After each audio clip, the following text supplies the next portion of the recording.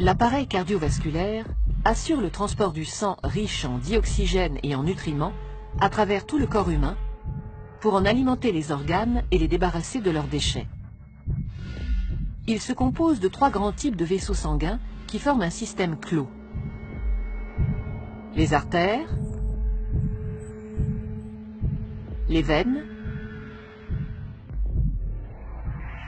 et les capillaires. Ces 3 types de vaisseaux composent un ensemble de 100 000 km de long à travers tout le corps.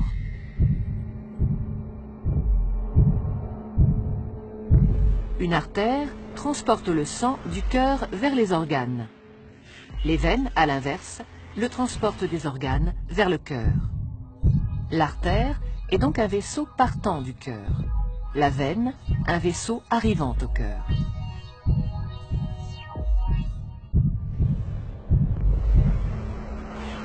Tous les organes sont richement irrigués, c'est-à-dire qu'une multitude de petits vaisseaux sanguins les parcourent. Ce sont les capillaires.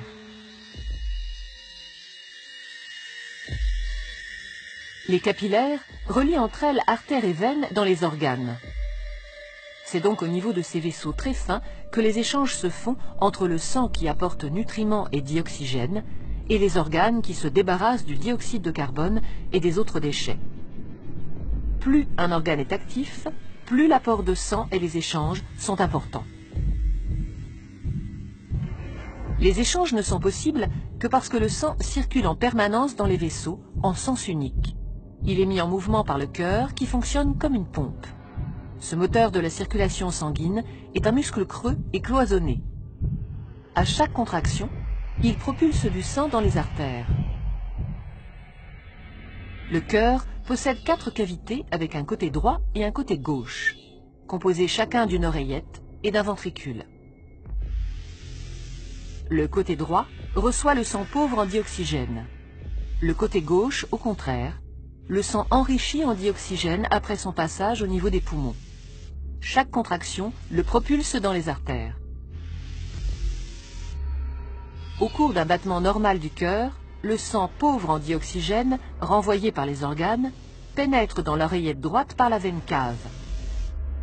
La contraction de l'oreillette droite le fait passer dans le ventricule droit, qui, en se rétractant à son tour, l'expédie dans les poumons par l'artère pulmonaire. Après son passage dans les capillaires des alvéoles pulmonaires, le sang est enrichi en dioxygène et débarrassé de son dioxyde de carbone. Il revient alors dans l'oreillette gauche par les veines pulmonaires.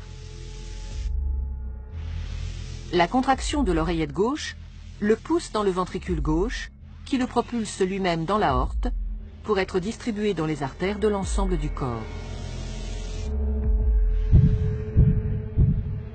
Et ce cycle, vital pour l'organisme et l'être humain, se répète à l'infini.